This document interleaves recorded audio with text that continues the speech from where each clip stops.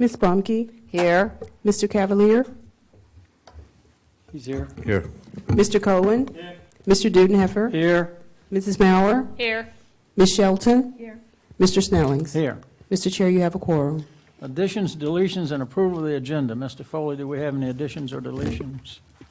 Mr. Chairman, the only item is a presentation after dinner on the proclamation honoring the recognition of Oak Baptist Church. Right. Delay that. It's That still was- on your consent agenda for approval, though. That was moved at their request, correct? That's correct. Okay. Any other additions, deletions? Hearing none, do I have a motion to approve the agenda? Have a motion and a second. Any discussion? Cast your votes. Tally the vote. Mine's not working. Oh, it'll get to you. It's a yes, but it's not lighting up. Okay. You press it again? Battery's dead, you don't get to vote. Okay, motion passes 7-0. Mr. Palmer, if you check her little clicker, I think she's got a dead battery. Presentations by the public. I'm looking around the room and I don't see any public, unless some of the staff guys want to get up and speak. But anyway, if there's anyone in the public that I am missing that would like to come forth and speak for 3 minutes on any subject, you're welcome to do so. Seeing none, I'll bring it back to the board. A report by board members, Madam Clerk. Mr. Dudenheffer. Yeah, first out of the chute. It's better to be first or last. I just want to say to the people in Stafford County that I'm overwhelmingly pleased with the results of the vote on the transportation bond referendum that took place yesterday. It passed by 76%, and in my opinion, that's not just an approval, that's a mandate that the public in Stafford expects us to start doing something to improve our transportation. I ask everyone to be patient as we develop a detailed plan on exactly how we're going to go forward with that. It's going to take a little bit of time, and you're not going to see results tomorrow or the next week. These things take a long time to plan, fund, and actually do the construction. So again, I was overwhelmed by the majority vote, the 76% vote that we got on this, and I think it's a memorable day for Stafford County. Thank you. Mrs. Maurer. I would like to congratulate Crystal Danuch. I am excited that you're going to be replacing me on this board. You've been an excellent Planning Commission member, and I'm certain that you will continue to represent Rock Hill well as a member of the Board of Supervisors. And you guys watch out. She's just as independent as I have been, and so I think she will represent Rock Hill well. Secondly, I want to echo what Mr. Dudenheffer said on the bond referendum. That was a mandate by the citizens of Stafford County. We have always been funding transportation somewhat by bits and pieces here through leftover money, and it looks like that is a huge priority for Stafford County, and I want to thank Mr. Dudenheffer for working on that project with me for 2 years, and he has been the driving force, and it was an honor to work with you, Mr. Dudenheffer, and I am glad to see that the voters of Stafford County, by an overwhelming majority, have supported this bond referendum.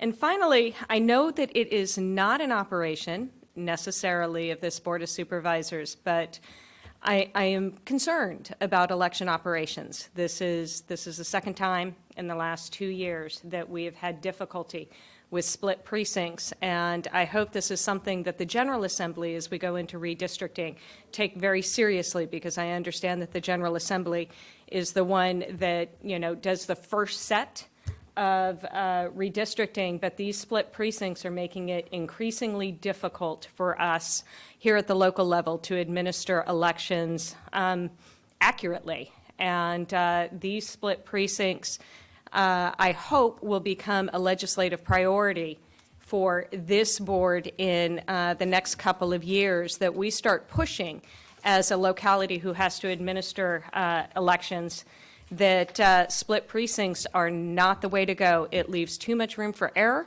And yesterday, it happened, and it's unfortunate, and so I hope that this board takes a stand in the next couple of legislative, as part of the legislative agenda in opposing split precincts and the devastating impacts that they have, especially since we're coming up for redistricting. Other than that, Mr. Chairman, that concludes my remarks. Oh, one more thing, I would like to pull number 9 from the consent agenda. Ms. Shelton? Good afternoon. First of all, I'd like to congratulate Tanisha Allen for joining our board. She won her election, and she'll be joining us next year. The next thing I really want to thank everybody is, look at this. This is our Omni Ride. This is our first bus. One of the things that we've been working on diligently is trying to find mass transit options. And this particular one was a grant that we put in to provide initially testing out a pilot project to provide mass commuter rides up to DC and the Pentagon. So the first one went off last week. I was on that, or was that Monday? Gosh, it feels so long ago. Monday. I was on that one, and it was just an awesome experience because there were so many people lined up to take it. Now, why I'm telling you about it? Because it's free. It's free until December 31st, so take it. The next thing I'd like to talk about is I did this fabulous landfill tour with Ms. Bomke, and went and was able to look at how we're using our landfill. We found out we're not doing our recycling the way that we should, and so we'll be looking at ways that we can improve that. I think the biggest issue is a lot of us don't realize what we can and cannot recycle. And because we're putting too many things that can't be recycled in the recycle bin, that really costs us a lot of money. So more on that one. And the last thing I was going to say, thank you, Wendy, for bringing that up, but I worked at Porter Library yesterday, and there were some very, very angry people yesterday. It was really disheartening to have to go through that, and I agree with you. We absolutely need to do something about that. So thank you. And that concludes my remarks. Ms. Bomke? Yes. Want to also say I'm very excited about the transportation bond. I really didn't think we were going to come out quite on top like we did. So, and I'm not usually a pessimist, so I was pleasantly surprised. I want to say congratulations to all of our constitutional officers who will remain in their positions. I feel like they work really hard, and we have some phenomenal constitutional officers in our county and are very, very fortunate for that. I attended the Centennial Social for the American Legion Auxiliary Post 290 on Sunday with Supervisor Shelton and Chairman Snellings. And I just want to say congratulations to that auxiliary. They have been around for a long time. And if you weren't aware, one of our schools is named after the auxiliary president for the Commonwealth of Virginia, Kate Waller Barrett. I was not aware of that. She actually has her doctorate, but never practiced medicine, but wanted to receive her physician's degree because she wanted to use that skill set out in the community. So that was really neat. They do a lot of work for our veterans, and if you're interested in joining their organization, I recommend that you reach out to them. Also, I attended the Branch Ministries Luncheon that was up at the Carl Lewis Community Center on Saturday, and it's a really neat group of women and men, and they're helping those people that are in need. And they also have a young musical step team, and they're increasing their dancing or dancers each month and kind of doing God's work out there. So if you're interested in that group, I suggest you reach out to them as well. I went with Supervisor Shelton on a tour of the Rappahannock River as it connects with the Chesapeake Bay. And this was to learn more about the WIP 3 watershed implementation plan and how it impacts our Commonwealth, which is significant. And it was really neat because the local government advisory committee, which is actually appointed by the governor, invited people from all over the Commonwealth, not just those that are impacted by the watershed. So it was trying to educate elected officials from the Shenandoah area about the impacts of the Bay. So as we know, that is very important to our economy and to our quality of life. And lastly, I would just like to say congratulations to Jack Spinnanger from Troop 199, who received his Eagle Scout award this past Sunday. And I know Jack from church. I've watched him grow up as a young boy, and he's now about a foot taller than his mother. And she's very tall herself. So congratulations to him on his achievement and that award. Thank you, Mr. Chairman. Mr. Cavalier? Defer. Mr. Cohen?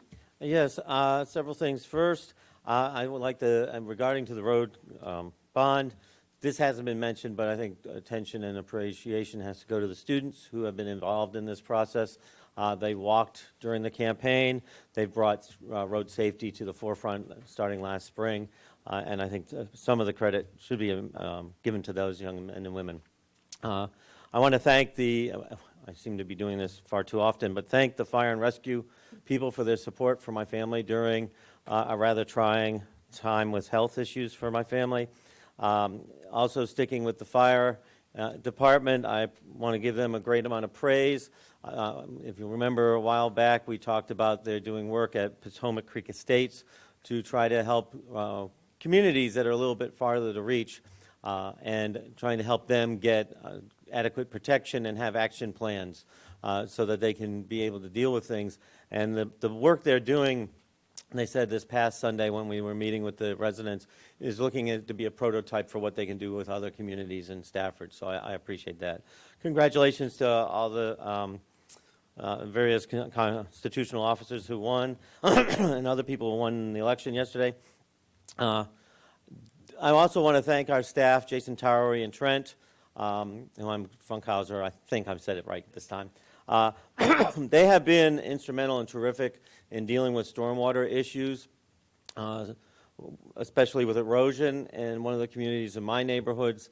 Carriage Hills has had a significant issue, and I thank Ms. McClendon because we've been looking at this for over a year now, and it does indeed look as though that the county can look at different funding mechanisms, either service districts or other such elements, to try to help communities that are trying to fund their own ways to fix their problems. And then there are other communities that are not able to. And so I'm going to humbly request, Mr. Chairman, if we could send to the Infrastructure Committee to have staff bring forward to us some information on the stormwater issue and the different mechanisms that are allowed to us by the state so that we can explore ways forward with this. And appreciate that. And lastly, I am humbled and thankful for the results regarding my race last yesterday. Yeah, it seems like a year. I very much appreciate it, and I'm looking forward to being on this board for 4 more years. And that concludes my remarks. Mr. Snellings? Just real quick, I agree with Ms. Maurer and the others that have spoken to it that we do need to get rid of split districts. I was told yesterday that our state legislature last year voted a bill and sent it to the governor to do that. Governor Northam vetoed it. So I think we not only need to talk to our legislators, we need to make sure we get with the governor. Saturday, if you guys go to Lake Mooney, if you see some new benches out there, you can sit down there and look out over the lake. I went over Saturday, and Mr. Dudenheffer's grandson, Matthew, had a team of about 25 people out there assembling these benches. And I mean, they're really nice. They're in concrete, although I don't think they thought they were going to hit a granite rock, but they did, but they got through all that. So thanks to Matthew. It was an Eagle Scout project, and really going to make a big difference at Lake Mooney. That's all I have. Okay. Consent agenda. Could I have a motion for the consent less item 9? I have a motion and a second. Cast your votes. Tally the vote. Motion passes 7-0. Item 9, Ms. Maurer. So I pulled this item because I'm not certain I can support it. Being able to do proffer amendments, there's one area that I have extreme concern on this particular item, and that is it doesn't take into account not having a public hearing if we are going to change financial contributions. So it's just with use and density. There are a number of situations in which proffers are, proffers also what kind of financial contributions developers are going to contribute on this particular item. And That gives me great pause. We could, publicly promise through a public hearing, the community, the world, and then slowly, and that is something that I've noticed on this board, we slowly erode the amount of financial contributions that our developers make in the developers that they're doing. And to do that, make amendments to proffers without a public hearing, I just can't do it. Is that a motion to deny? Make a motion to deny, absolutely. Second? I have a motion and a second by Ms. Baumke. Any discussion? Yes, Yes, Ms. Baumke. So I was going to pull this item as well, because I guess I'm not comfortable with it, because as we all sit here today, we're this current board.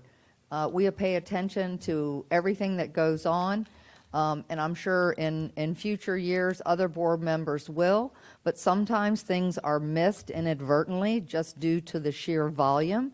And I am concerned about maybe unintended consequences that maybe we can't even think about right now. So I feel that in the effort for all transparency with the public, while it may cost us a little bit more money, that we should always conduct public hearings. Any other comments, Mr. Dudenhofer? I'm not exactly sure where this comes. Jeff, could you tell us where and what impact this may or may not have? I'm concerned for the same things that Ms. Mauer and Ms. Blumke said, and it just reads poorly. I mean, it's like we're going in the opposite direction from our move to be as transparent as we can, so. Mr. Chairman, Supervisor Dudenhofer, this was an item that was discussed at the Community Development Committee. It came about through discussions with Supervisor Shelton. She had attended a recent technical review committee meeting for a development project that was proposing an industrial building. And the proffers with that project were made in the late 80s, early 1990s. And there were a number of proffers that didn't necessarily apply in today's world, some of which had been dealt with code changes. Others were changes in circumstance. And the developer of that project said that it would be great to be able to not have to go through public hearing process to undo some of those proffers. One example of the proffers was they proffered to have a buffer to an adjacent property. At the time that the property was rezoned, the adjacent property had a residence on it. Since then, the residence has been demolished and it's been now being used as a industrial use. So in that case, the buffer's not required by code, but they're obligated to still provide that buffer. So that's an example of the type of proffer that was discussed with the committee and the intent. This proposed ordinance allows, and as well as state code, the board to waive the public hearing process. So it's contemplated that if someone asks for the proffers to be dealt with without a public hearing, that would be an item where the board would have to agree to grant the waiver before they took action. But what is you can understand the public perception of what we're saying here. Yes. It might lead them to believe that we're doing something. I get accused of taking money all the time from developers, and it's offensive, but when they see something like this, what is the downside? What if we don't pass this? It just requires us, does it take more board time, staff time? I mean, what is the downside of just saying, hey, it just needs to go to a public hearing? Well, Supervisor Dudenhofer, that was an item that was discussed with the board, I believe in 2014, 2015, when we were reviewing proffer guidelines at that point in time. And at that point in time, the board had the same concerns about transparency. The downside is more so from a developer standpoint, because going through the public hearing process costs more money and also costs more time. So it can add multiple months in delay of the project. But be aware that this ordinance amendment applies to all rezonings where they may ask for relief. So you may get requests from residential development projects as well as commercial and industrial development projects.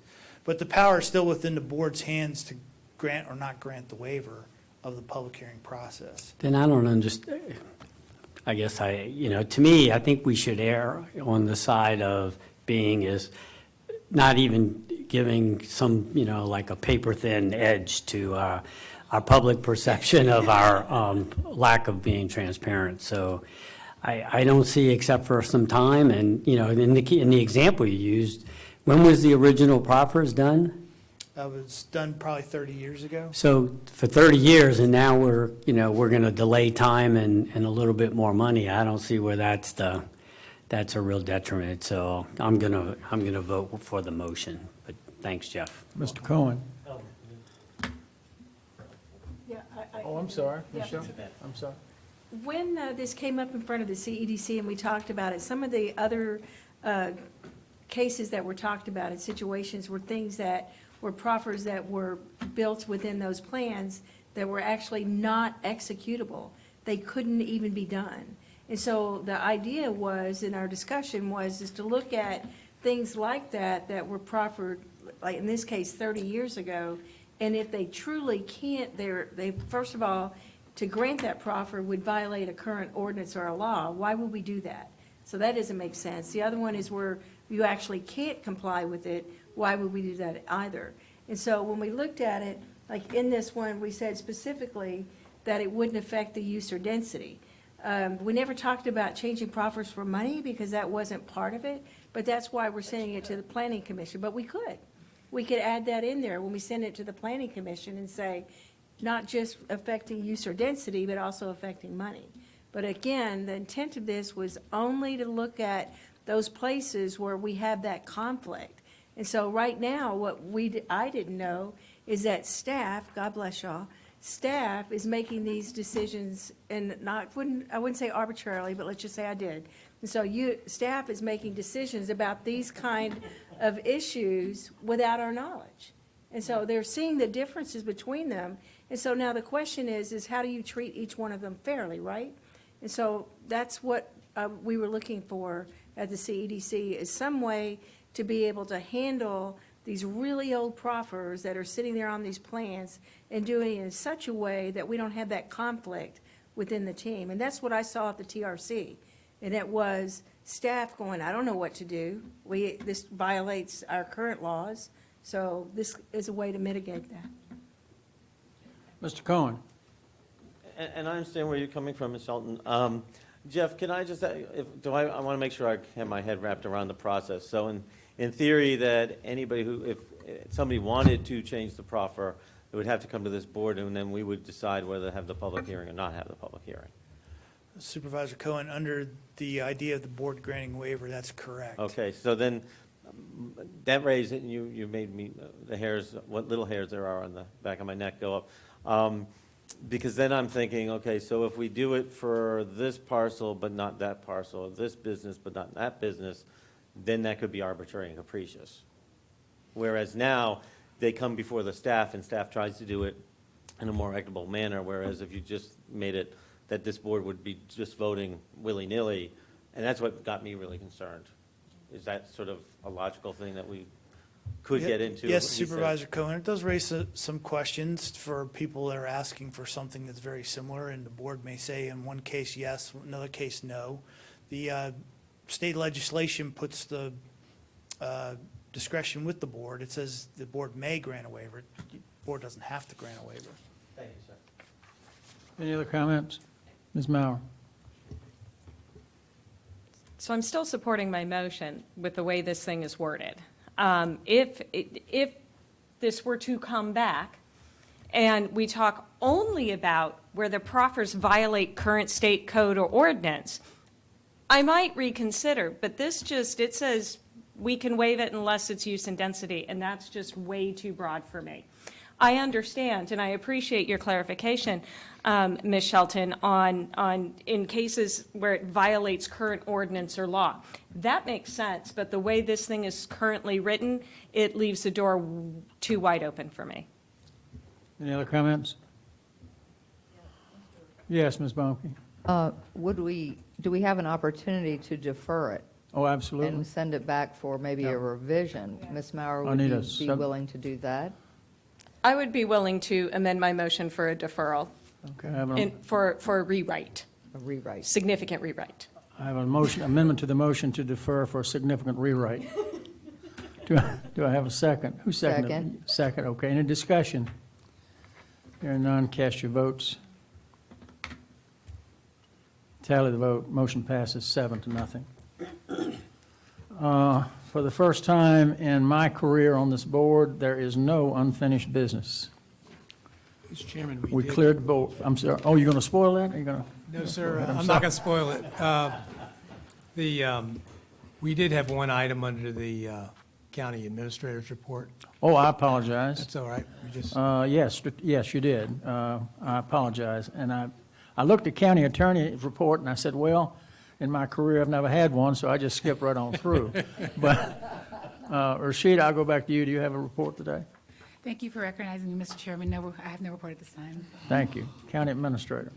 Mr. Chairman, the strategic planning report's attached. That's not the item. We did want to give you an update on the Aquia Town Center contract and the progress that has been made. I think we have some good news on that moving forward in terms of them meeting some of the requirements of that agreement, and Mr. Smith would like to give you the latest information. Good evening, Mr. Chairman, members of the board. I'm going to give you a very quick update on the Aquia Town Center. May I have the computer, please? As you know, as a part of the agreement, they had to do some property cleanup and maintenance of the site. I'm here to tell you that they have completed the majority of that work. They've removed the fence and maintained the mowed grass in front of the apartments. They have replaced the opaque screening of the partially built building in center of the parking lot. They removed all the stockpiles at the rear of the property, and they have graded the area near the old theater to properly drain the site. They have also replaced some panels on the existing town center at Aquia sign. Those are temporary, but they have covered them. The maintenance of the stormwater ponds to repair the deficiencies is underway. That was delayed as we negotiated a securities amount to be delivered to the county, a cash security, so that we were able to have those funds to do any repairs if the stormwater system failed. We now have $392,000 of cash as a security to do those repairs if needed. As they complete the stormwater ponds, we'll release some of that funds and hold the rest so that if those stormwater pipes fail, we will have funds to improve them if they do not. These are some pictures of the site. It shows the sign, it shows the cleared back lot. The grass in front of the apartments is more aesthetically pleasing now, and you can see the opaque sign.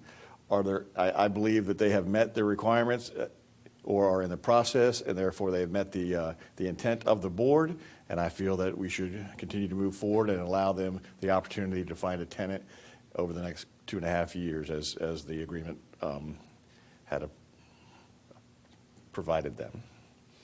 Thank you, Ms. Smith. Any questions? Ms. Shelton? Those coverings that are on the sign, are those temporary, the ones that are there currently, it's going to be replaced with something more secure? Those will be there until they get some tenants and they are able to put Okay. those up. Okay, all right. If you have any other suggestions, we'd be happy to pass that on. I'm sure that they don't want to hear mine. So, Ms. thank you. Mauer? Can't they just fill the areas with blank They could. plastic, plexiglass? They could. The sheet, it almost looks like a sheet, and it's going to get dirty really quickly. And you can replace those sign sections with like plexiglass, clear plexiglass. If that's the board's wish, we will make Well- that clear to them. It's your district, Ms. Shelton. I personally, I'm sorry, excuse me. Personally, here's how I feel about it, is I see, when I look at those, just like you're saying, it looks like it's going to blow away. It looks like it looks very flimsy. And so our preference is to have something that's more aesthetically pleasing. Thank you very much for doing all the wonderful things that they've done, but that, I really expected more. And, Okay. yeah, Well, they do have metal strips along the sides and across each one that are holding it in place. But I'd be happy to tell them that if the board's decision is that they want those replaced with those blank signs, we can relay that to them. so I need to ask my fellow board members, do you think I'm being too picky to ask for something a little bit more stable? Ms. Bomke? Well, I wasn't going to say anything because it was in your district, but since you brought it up, can you go back to that picture, please? Yeah. Mr. Chairman, I might just mention also that we need to look at the specific language in the agreement. I Correct. think that it calls for panels, and so we will go back and make sure that that's being Okay. enforced. Yeah, I think we can do better. No problem. Thank you for your support, so please. Anything else from Mr. Smith? Thank you, sir. Thank you.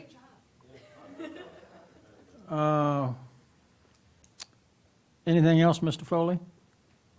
No, sir, Mr. Chairman. Let's move to new business, county administration, fiscal and human resources agreement with the George Washington Regional Commission. Discuss existing agreement.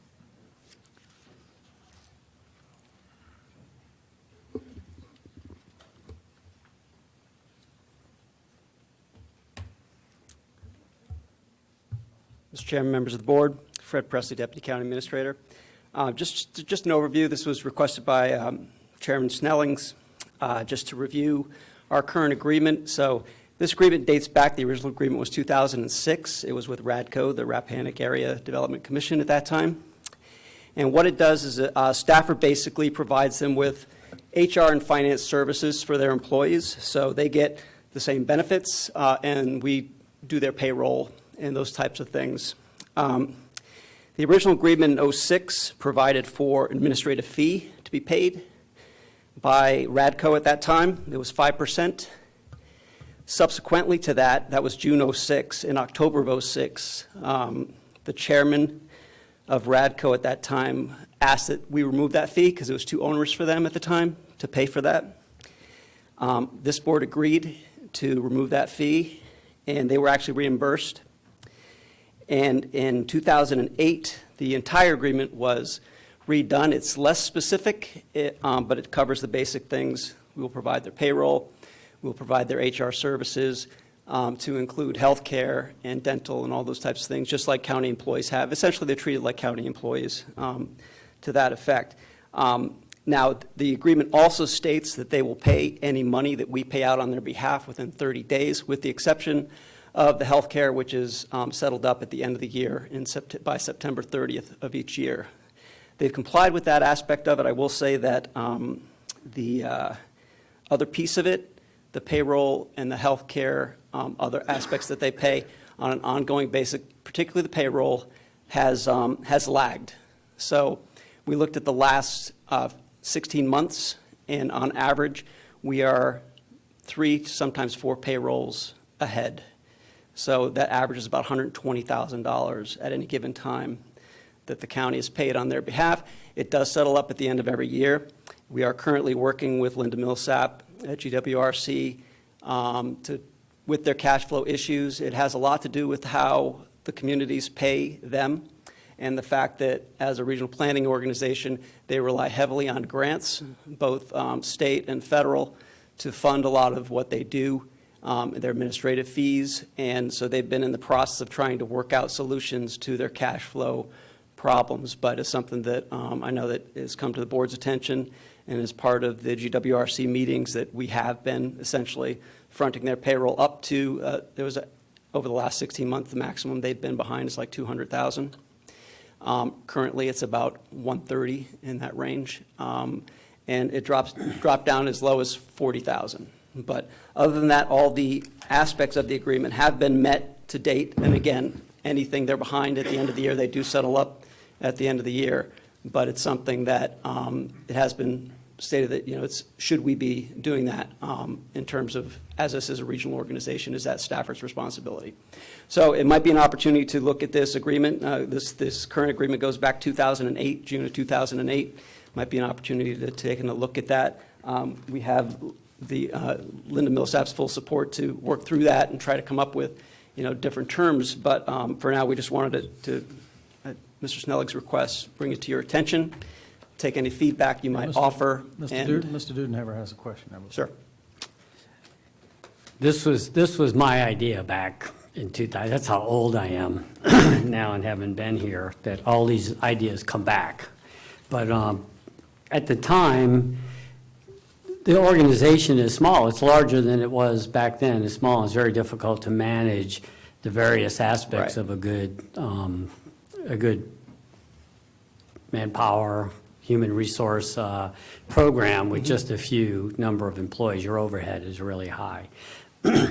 Overall, I think it's worked really well because we're sure that they're going to get their paychecks and whatever. But I don't think at any time did I ever envision we would be carrying $130,000 worth of back pay and stuff in this. And believe me, I've been involved in the grant processes. There are some counties that judiciously withhold funds for a while when they're not happy with the work that's being done, that kind of stuff. But I think we should readdress it as far as looking at the details and look at all our new human resource, policies and actions and how we deal with everything and make sure we totally clean it up. And then I'm hoping, I don't know of any, but that there's no case where they took advantage of it and used the money to do something else that they should have reimbursed Stafford for the, for the money we put out on their payroll and stuff. So I think we need to look at, just to make sure that's not happening, and if there's a way of making sure that we word it that way to where there's, we make it very clear that that's exactly, this is what this intent is meant for. And then I think we ought to probably set a ceiling on how high we will allow it to go so that our exposure is limited. So. Ms. Shelton and Ms. Mauer. Just one comment, a reminder, this is not our money. This is our citizens' money, and Yes. that's why we're concerned about it and making sure that we have that flow. Thank you. And Mr. Dudenheffer is correct. The organization has not utilized these funds and prioritized something else while Stafford was carrying the load. However, some of the other contributing organizations have taken advantage of Stafford's generosity and not paid their dues in a timely enough manner, so Stafford is carrying the load. And that I have a problem with. One of the things that I am proud to say is that we reinstituted interest payments to Stafford County for carrying the load. This was part of the budget process. I was, I guess, chairing or on the Finance Committee, the newly appointed Finance Committee, and that was something that we did add into the budget, that Stafford County would get paid interest for the money that we're carrying.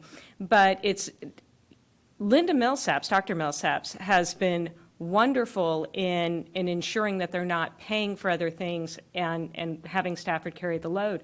But our other contributing jurisdictions are definitely taking advantage of Stafford's generosity, and that I do have a problem with. And so to that effect, I'm looking forward to seeing the agreement. I think that's an excellent idea, Mr. Dudenheffer, about setting a ceiling to that. And I think part of this financial agreement should be how much each of the other jurisdictions are paying. So we had a gentleman's agreement on how much each of the jurisdictions would pay, and Spotsylvania reduced it by $20,000 in their budget process. And they pretty much said, Stafford Pound Sand, you're carrying it anyway, why does it matter to us? And so in that, yes, I do. I take considerable offense that the other jurisdictions are taking advantage of Stafford County.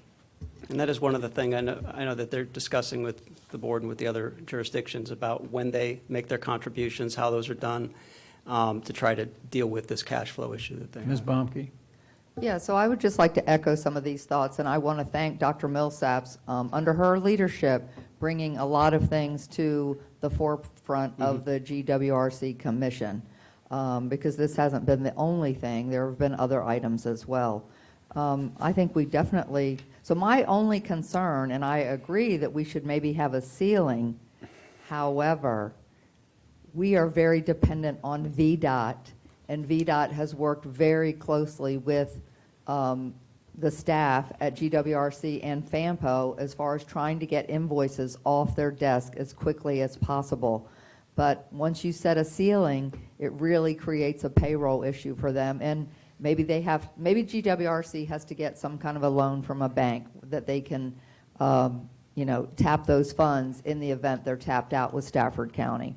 So maybe there needs to be some other options, or maybe there's some way that VDOT can process things even more expeditiously than they are. Mr. Dudenheffer. Before we start aggressively bashing our county to the south, I don't think there was ever any intent by Spotsylvania County to say, screw Stafford, we're just not going to pay. It had absolutely nothing to do with that. That was just one of the unintended consequences, I think, that came from it. So there was another dispute. I don't even know where the discussion is right now. My latest discussion with them was they weren't going to pay. So I think that's another issue, the internal to FAMPO and to GWRC. We need to have a serious sit-down with the various organizations and discuss this contribution aspect of what we're doing. I mean, we shouldn't pay more than Spotsylvania.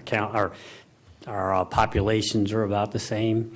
I will say, though, that it does kind of get me sometimes when I realize how much our contribution is and how many people we represent, and the city contributes significantly less and has about 20% of the population we have with the same vote we have on that. So I suspect that is a rising storm that will come as we go along, but I don't want to throw a lot of stones and make it look like Spotsylvania was attacking Stafford. That was just an unintended consequences that came from it. Any other comments? I agree that if we've got a member of GWRC, they need to be paying their fair share. I don't know how we regulate that. We may want to put something in it where if they do not, they're not allowed to hold any office in GWRC. But we have got to do something to correct this. It is not fair to the citizens of Stafford County that we're carrying the ball for whatever county, city, or wherever, and it's just not fair. I also agree with Mr. Dudenheffer that we have got to do something to change the vote. It's sort of like congressional districts. Wyoming has 1, California has 38. So we're 150,000 people, the city of Fredericksburg's 28,000. And for them to have the same voting rights or powers that we do just does not make sense. So I would strongly ask or recommend that when you go back and go through this and see if we can rework the agreement and see how it will all shake out. Any other comments, Mr. Dudenheffer? Just some background is, I mean, when this was created, this Stafford wasn't that much bigger than the city. So, I mean, it's an agreement that has not evolved with time and reality. So it's not a matter of us trying to exert our will on them, but it is a case of complete fairness when it comes to the allocation of funds and whatever, so. That agreement must have been executed in 1934. Well, I think it was in the 60s or 70s. I think Does it's the anybody closest know? we've been to. The 60s, you're probably right. I think it was in the 60s at one point. When was the organization, Linda probably knows, when was the organization created and that was created? It's been 50, some version has been for 54 years. Yeah, so, I mean, things have changed in 54 years. So. 1965. So we'll continue to work with them and You're come right, up with they have some changed. options. Okay. We will present those to our representatives on the commission and probably have you present them to the commission, because that's really where it's going to take place. Then we'll come back to you all once we get to some kind of agreement. That's how it's Okay. been been done in the past. They approve it, then we bring it to you. Can I add one more thing? Yes, please. Ms. Millsap, do you have anything to add to this discussion that we didn't talk about or anything? You're now a one-man show in that building there, so. News travels fast, I see. Thank you very much. I'm Linda, for purposes of the record, I'm Linda Millsap, Executive Director of GWRC. I appreciate the opportunity to address this question with you. I think that I know Mr. Foley and the rest of the leadership and I have talked frequently about this. We are certainly aware of the situation. I will tell you the situation has actually, as much as I hate to tell you this, been far worse. I did talk to our auditor about that, and apparently we got to either our zenith or I don't know what the lowest point is. And I think 2013, and it was pretty tough. Some of you might remember that. But in any case, we have made a number of changes internally, and the board has approved some changes to try to improve things. I won't go into all the technical details unless you'd like me to, but so we're trying to see how far those will get us. We do recognize, though, that the situation is we appreciate it, but recognize that you all are pulling a lot of the weight. And so for us to go beyond where we are, I would need to bring something to the GWRC board. And so wanted to exhaust all of the internal things we had and then continue discussions with you all. And one of those might be at some point doing a line of credit elsewhere. As you all know, when GWRC moved into the building we're in, there was a loan taken out. We were actually able to retire that loan this last month. So that creates, our budget assumed that, but it does create some opportunity if that's the way we want to go, or something else. But I will say your folks have been very helpful, and our target is to try to keep it under our, until we get to a better situation, 2 payrolls. We're not always making it, but that's kind of what we're trying to get to. And then the final thing that I would say to add to what Ms. Baumke mentioned is VDOT has been very helpful. The other challenge that's a part of it is over time, maybe not 54 years, but over time, a lot of the funding we receive is actually a reimbursement base. And so that's what causes a lot of the challenge, is that GWRC does not carry a significant fund balance. So that's what we really, that should long-term be that would be the right financial solution.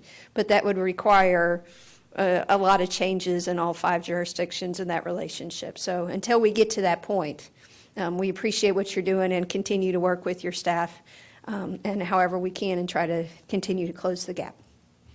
Any questions? Thank you very much. Thank you. Any other comments on this? Hearing none, that is all we have on new business. Would ask Mr. Dudenheffer to read us into closed session. Once we go into closed session, we will reconvene at 5:30 for a work session on healthy growth. I'm sorry? Certify. We'll come back out and certify, but I want to make sure everybody understands we will be in ABC at 5:30 for a work session on healthy growth. That work session will be televised. We started televising work sessions today. But yes, you're right, we will come back to certify. With that, I'll turn it over to Mr. Dudenheffer. Whereas the board desires to hold a closed meeting for consultation with legal counsel and briefings by staff members pertaining to D.R. Horton versus Stafford Board of Supervisors, Francis v. Virginia Department of Social Service et al., and related legal matters where such consultation or briefing is open meeting would adversely affect the litigating posture of the board, and where there are specific legal matters requiring the provisions of legal advice by counsel, and whereas pursuant to Virginia Code 2.3-3711 AC and A7 and A8, such discussions may occur in closed meeting. Now therefore be it resolved by the Stafford County Board of Supervisors that on this, the 6th day of November 2018, that it be and hereby does authorize discussion of the above matter in closed meeting. I have a motion to have a second. Second. I have a second by Ms. Maurer. Any discussion? Hearing none, cast your vote. Tally the vote. Motion passes 7-0. We are in recess.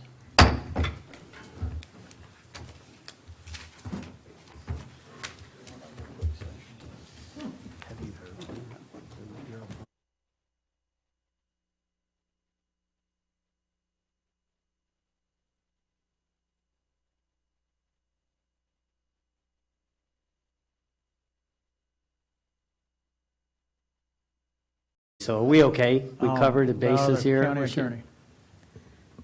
It's preferable to read the certification motion. Let's read the certification motion. And I'm sorry for keeping us here an extra few. That's all right. Okay, whereas the board has on this, the 6th day of November 2019, adjourned into a closed meeting in accordance with a formal vote of the board and in accordance with the provisions of the Virginia Freedom of Information Act, and whereas the Virginia Freedom of Information Act provides for certification that such closed meeting was conducted in conformity with the law.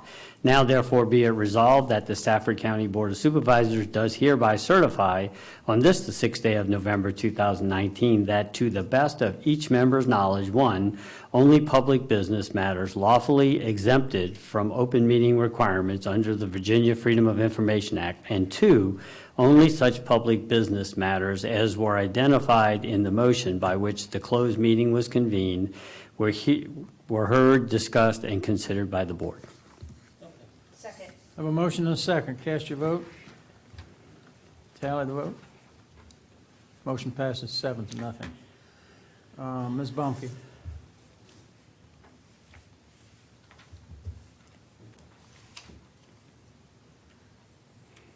A resolution authorizing the county attorney to file an appeal in the D.R. Horton, Incorporated versus the Board of Supervisors of Stafford County, Virginia.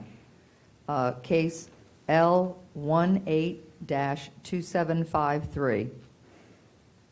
Have a motion to have a second? Second. Have a second by Ms. Maurer. Any discussion? Hearing none, cast your vote. Tally the vote.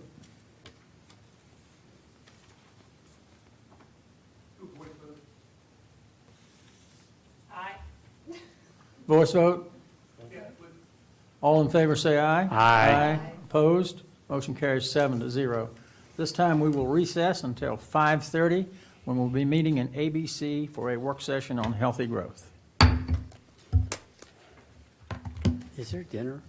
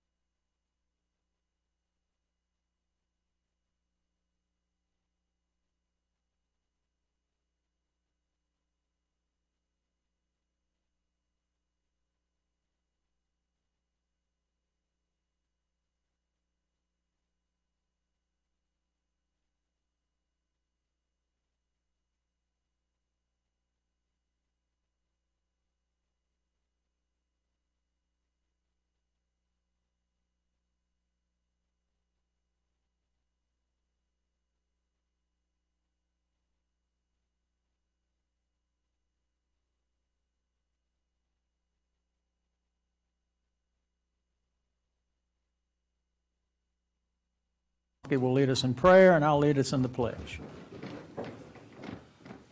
Let us pray. Dear Heavenly Father, thank you for our democratic voting process that we have here in America and that we are able to exercise this. Lord, we ask for your help with people being kind and respectful of others and being willing to listen and collaborate with others on our challenging issues in Stafford County and America. Lord, we continue to ask you for our support, for your support and prayers for our men and women in uniform who protect us each and every day and put their lives on the line for all of us to stand on this great earth. In your name we pray. Amen.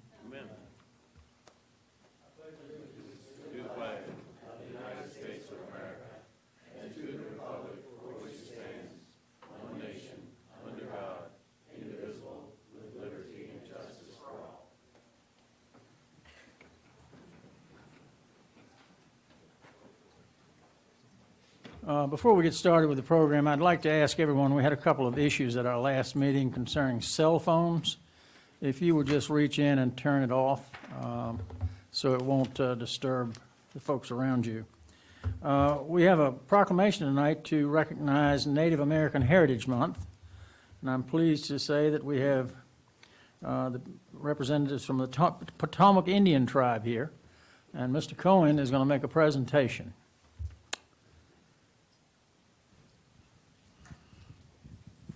Chief Bullock, if you'll come up. Come on down, Boots.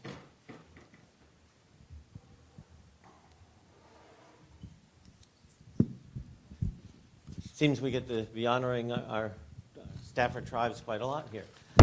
So we are moving into Native American Month, and Stafford is home of two great tribes, and the chief here is doing great work with all the tribe, is doing a lot of work on their tribal center down off of Route 3, and we want to continue honoring the work of the Native Americans in Stafford, so we have voted a proclamation. So I will go through the wonderful whereases.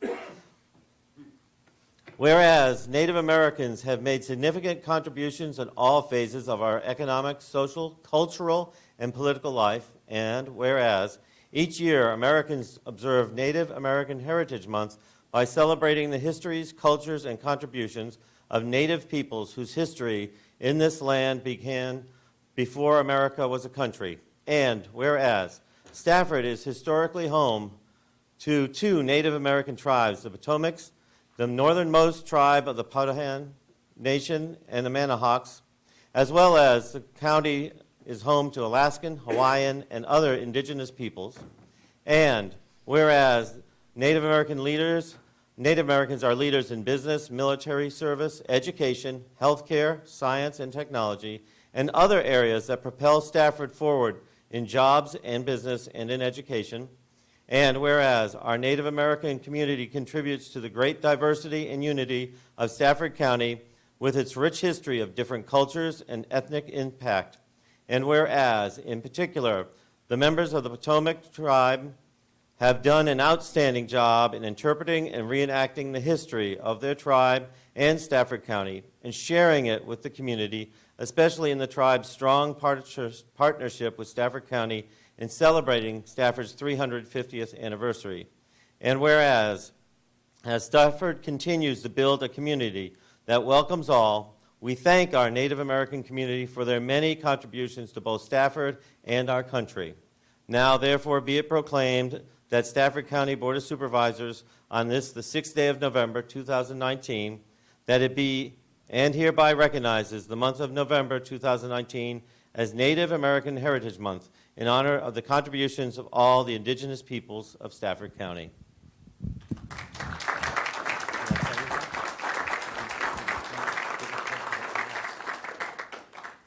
On behalf of the Potomac Indian Tribe, the first people of Stafford County, we'd like to thank you very much.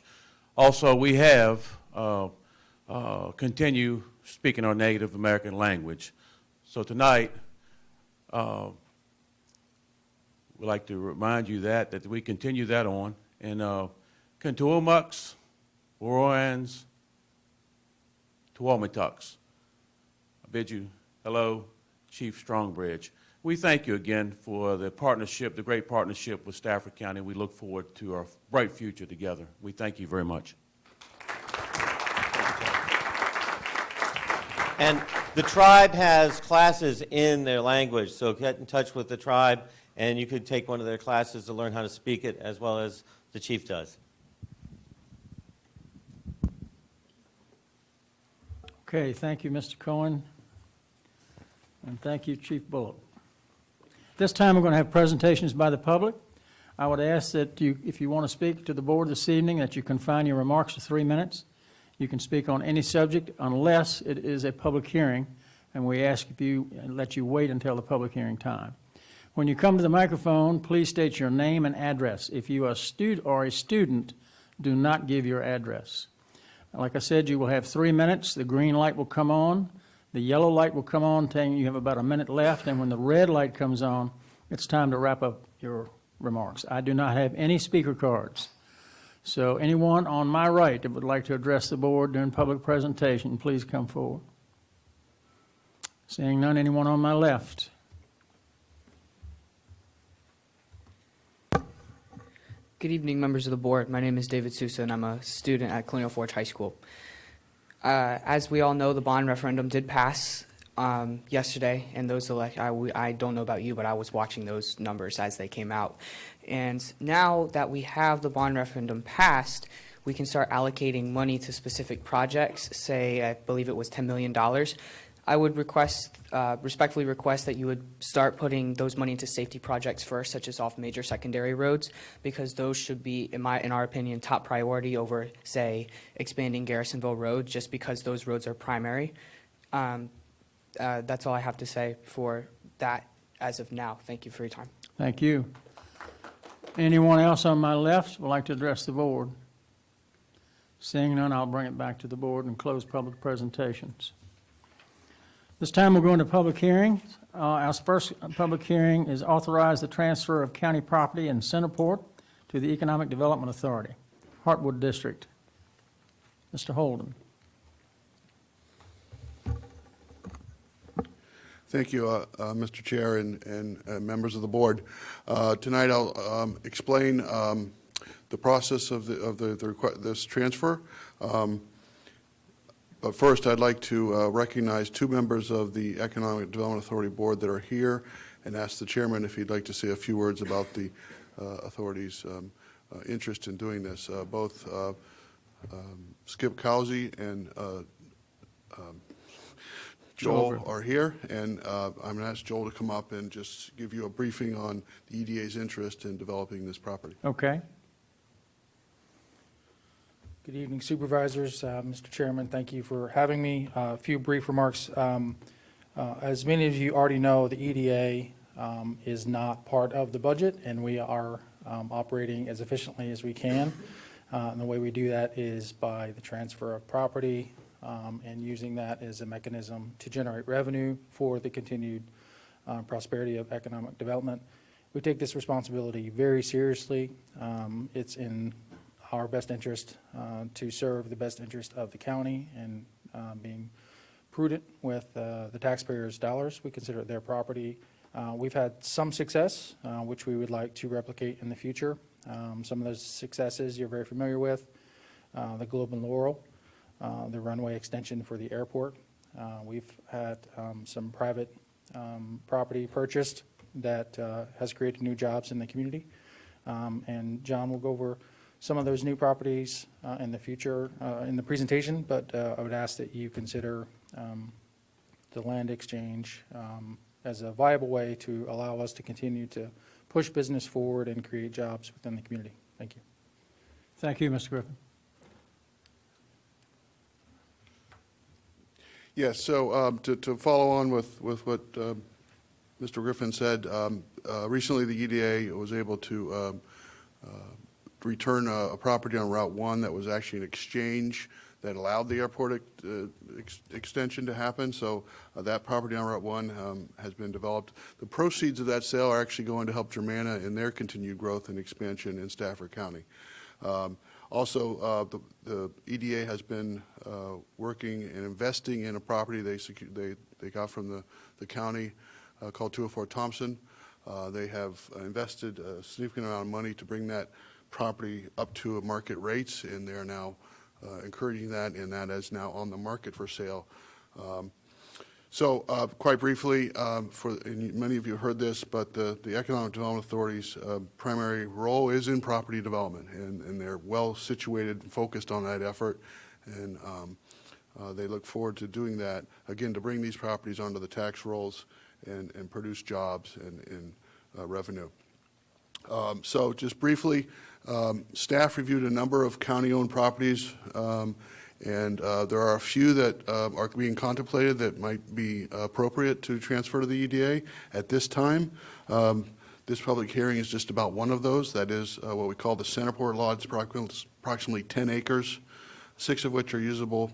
It's zoned M1 in the Centerport area. The county took this site as part of a land transaction with the previous owner and fixed some concerns on the site regarding erosion and environmental concern to the tune of about $30,000. So that site is actually ready for development. This is the site being considered in this public hearing. As I said, it's approximately 10 acres. The northern part, so you use that pen, but are about the 6 usable acres.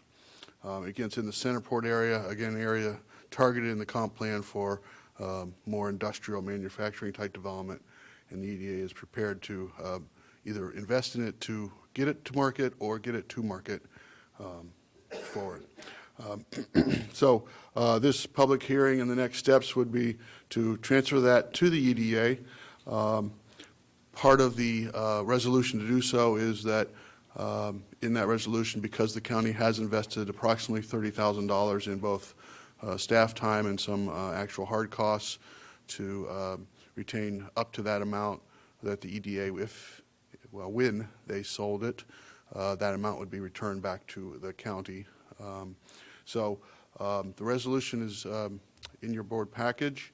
The EDA has not formally voted, although I think the intent of the board is to accept the property. I just want you to be aware of that they meet Friday.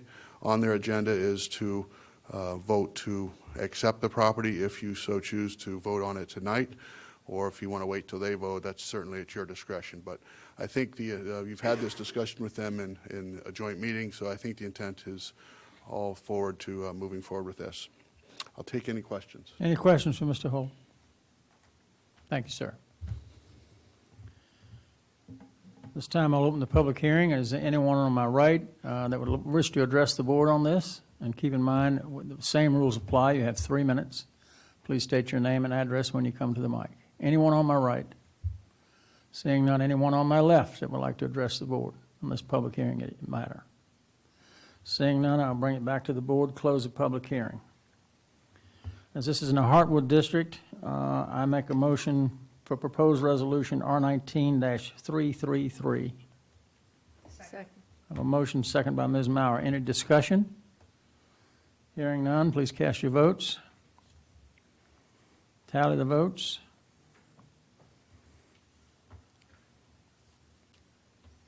I'll keep pushing this thing, it ain't working. Motion passes 6-0 with 1 absent. Thank you folks very much for what you're doing for the county. We really do appreciate it.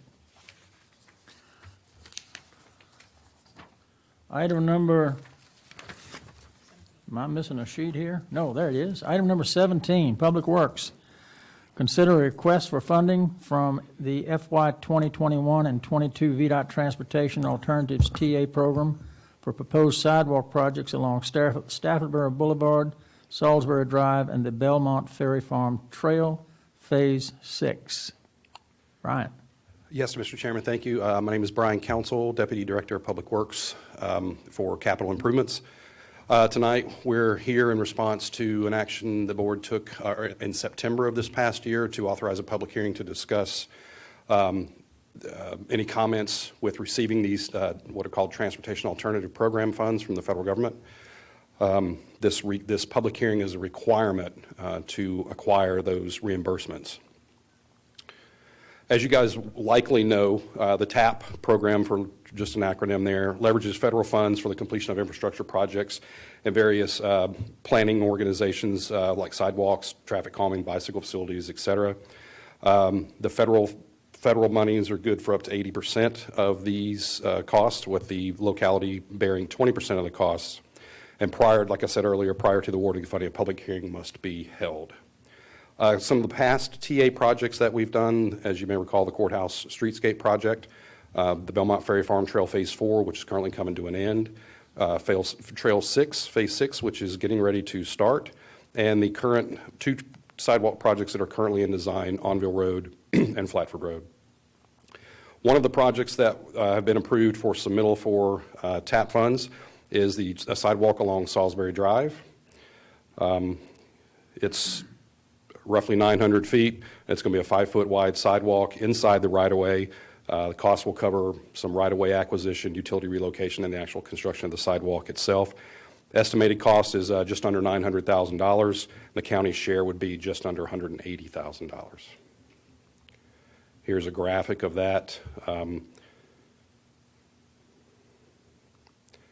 Stafford Boulevard sidewalk project, similar, about 1,200 feet. It'll be on the north side of Stafford with a crossing at Foxwood. Be again, 5-foot sidewalk. Estimated cost almost $1.1 million, with the county share being $215,500. And there's a graphic of that. The last one, Belmont Ferry Farm Trail Phase 6. Project is currently in design. We're just short of submitting for the 30% design. Infrastructure Committee today heard some options on and the status of the project. The project will be constructing about 3,700 feet of a 10-foot wide trail. Again, it likely will not require any acquisition costs, but there could be some utility relocations and then construction and grading for the trail itself. The project's estimated at $2.6 million. We've had to increase that here lately based on construction escalation. The county's proposed share of that would be just over $530,000. There's an error on this graphic. The red line in the bottom right corner was accidentally left on there. This was an exhibit for a proposal for the trail to eventually go up to the 7-Eleven there at Ferry Road. That is not currently in the plan, just wanted to make that clear. So the green line is the rough alignment for what is in the plan for right now, what we call Phase 6. We submitted applications on October 1st, and these funds will not be available to us until FY21 and FY22. I'd be happy to answer any questions. Any you may have. questions from Mr. Council? Ms. Baumke? Since the project isn't going to end at Ferry Farm, are we going to rename it the Belmont to 7-Eleven? I didn't have one. Anything else? Thank you, Mr. Council, I appreciate it. This time, we will open the public hearing. Anyone wish to speak on this issue, please come forward. Seeing no one stepping forward, I'll bring it back to the board, close the public hearing.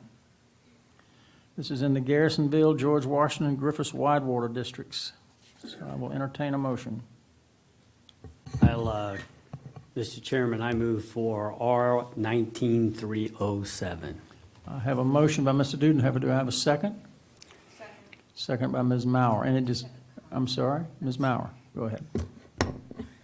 So we get harassed on a regular basis about the sidewalks to nowhere and making those sidewalks a component part of development. And if you look at some of these paths that we're now getting right there in between. And if you want to talk about pedestrian safety and safety of people on bikes, these sidewalks are so critical. It's also extremely critical when you talk about multimodal, what do you call it, Cindy? Multimodal transportation, I guess, where people, where you can walk to the grocery store. And some of these areas, you take your life in your hands when you walk from your apartment to get to the store, and you get halfway through and then you hit that sidewalk to nowhere that we're constantly hammered on. And look at what we're saving. The federal government is paying the bulk of the money in order to install these sidewalks, and that is so important. And I hope that everyone understands that the sidewalks to nowhere are not really sidewalks to nowhere. They're component pieces for a larger transportation network. Any other comments? Mr. Snelling? Yes, Mr. Cohen? Yes, and two things. One, I hope people notice the price tag on some of that, $1 million for a sidewalk. I will vote in favor of this, even though, and I said this afternoon at the Infrastructure Committee, I have grave reservations about the path of the trail down by towards Ferry Farm area. But the idea is that we are giving permission to continue pursuing this so that we will get the federal TAP funding. And so I will vote in favor of it, though I have grave reservations about the path it's going. No pun intended. Any other comments? Hearing none, cast your votes.